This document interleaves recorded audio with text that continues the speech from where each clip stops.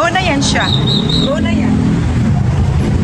So ngayon, kasi tapos na ang Pasko, tapos na ang New Year, dito na naman tayo sa Valentine's Day. Kasi last year, ang dami kong nauubos ng mga rose, ng mga flowers.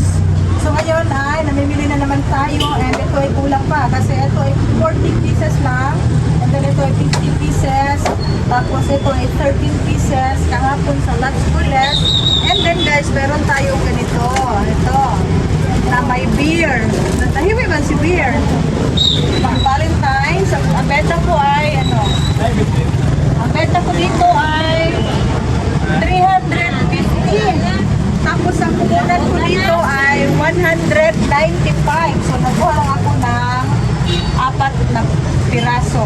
Meron tayong violet, meron tayong brown and fuchsia pink and pink. So first time ko nagbenta ng ganito na medyo mahal. Kasi last year ang daming mga mga year, mga pang Valentine's, tapos meron din tayong mga gift bag na pang Valentine's. 20 pesos lang ang puhunan dito, and then ang benta ko ay 45. Naku, Gucci. Kani, Gucci po niyo. Gucci. Display na mo ni tanan guys, diha sa baba, sa bawas. Kulang pa rin pagkuhanan nato eh. Nagmahay ko anong 40 lang ang kukuha. Ano naman yan sila buka, yung katungkuha. Ano yun? Diba? Happy Valentine's! So all of you, kumusta? Mga sis, sorry, how are you? How's your sari store? For 30 days, more than 30 days eh, wala tayong update, wala tayong vlog. Kasi ang busy, ang busy namin dito, isa lang ang aking sales lady. So ito yung natin, tag 50 pesos. Rose. Kaya kung mapalit sila guys, fresh flower, mga rose, mahal din kaayo ang mga bouquet nila diha, no? Kasi pag Valentine's da na sila diha sa tubangan sa kong store. Diha sila mag-display. So naisipan ako, magtinda ko kung ano din man ko magtinda, nga sila ganit nagtinda sila. So why not? So mao ni ako kuan. Last year kay ko ato, nakahalin ko basta nakaginan siya ko ato 4,000 pesos plus sa Valentine's. Ubos na ubos ang aking mga flower. Okay, and update tayo kanina. Kanina guys, ay nagkita kami ni Kuya AJ Kimpo, na isang vlogger din dito sa Davao na may sari-sari store. At nag-picture kami, hindi nga lang ako nakapagpa-picture sa kanya, pero siya may picture kami and sa kanyang misis. Hello guys, good morning, good afternoon, and good evening to all of you, and welcome back again sa aking YouTube channel. No, kumusta mga sis kasari? Dahil ang tagal ko nang walang upload, more than 1 month na. So, ngayon update tayo sa aking sari-sari store and sa aking maliit na meat shop. Andyan guys sa harap mismo ng aking sari-sari store. So, ito guys ang aking mga stocks ngayon sa aking tindahan, and then bukas ay Valentine's Day. So nagbebenta na naman tayo ng mga flowers, mga rose na mga flowers, at ngayon pa lang guys ay meron ng mga may namimili na sa ating mga flowers. Andyan guys sa harap ng aking tindahan, dyan sa mga loaf bread ko. So noong isang araw ay pumunta kami ng Great Wall at nabili kami ng mga groceries.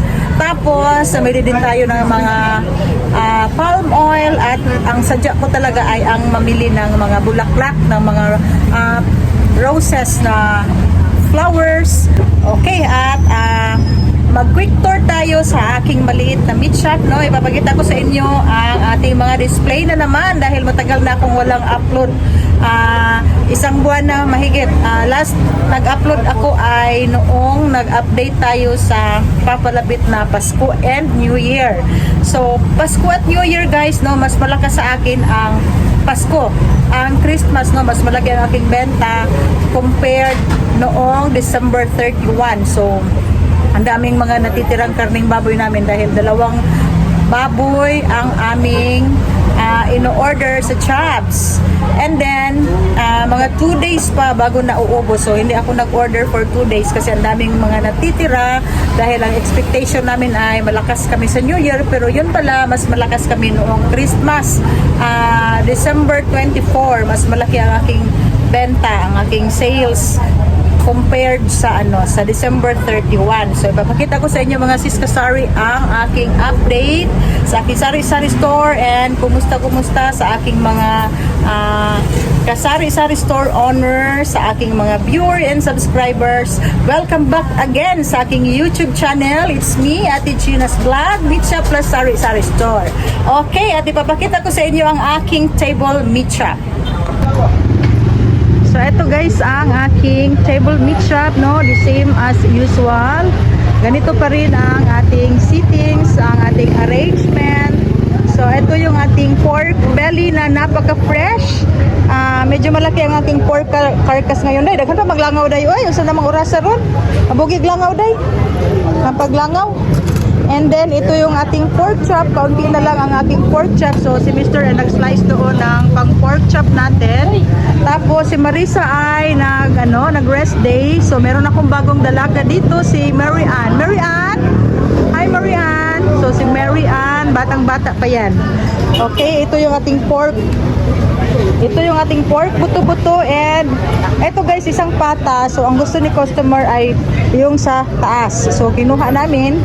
Doon banda ang binili niya. So, ito yung natitira. Ang daming laman yan guys, no? For 270 per kilo. Ito yung ating 195 quarter leg na chicken. At kaunti na lang ang aking wings. Meron pa akong pinalamig doon sa freezer. And whole chicken natin. Ang ating mga Virginia hotdog, 1 kilo.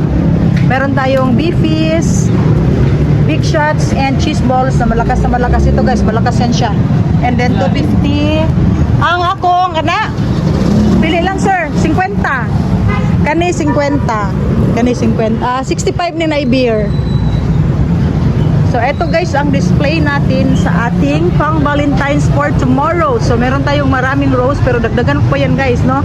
Kasi marami na ang na-sold out natin kanina.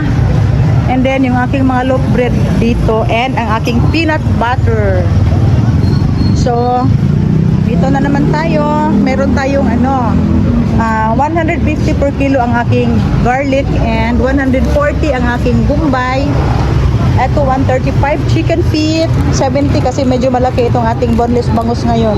So 310 ang aking pork pierna, and 370 ang ating pork belly. Marami pa rin tayong mga sukang sinamak, pansit canton, alamang, and chili garlic sauce, mga palm oil na repack na yolk, and yan yung mga lolits na sinamak natin. Meron pa tayo dito, ribs and pork pata at mga ricados natin. Okay, meron din tayong kikiam. So yan guys, lahat ang display natin sa ating table meat shop pag hapon na. Ito guys, lahat. Okay. Meron din tayong 1/4 kilo na green munggo. Yan ay malagkit. And meron din akong mga paper bag na pang Valentine's. Ito na lang yung aking Triumph Bra Overruns. Hindi pa ako nag-restock. Yan guys. And then yung ice cream natin. And then marami tayong Coke and mga hotdog dito. Ito yung mga hotdog natin. Meron pa sa ilalim. Ang dami kong mga guys dyan. Ang dami kong mga yan. Yung lumpia. Chicken yung yellow. Pork yung white. And then, dito ko nilagay yung mga buttercup and yung aking mga chorizo, mga ricados natin, and mahal ang kuha ko, 63 per kilo dahil 1,250 ang 25 kilos. At ang dami kong beer brand na ino-order guys, yan galing kay grocery. Meron tayong mga overstock dito na loaf bread. And then, yung mga palamig. Okay. 23. Say mo sir, pili lang.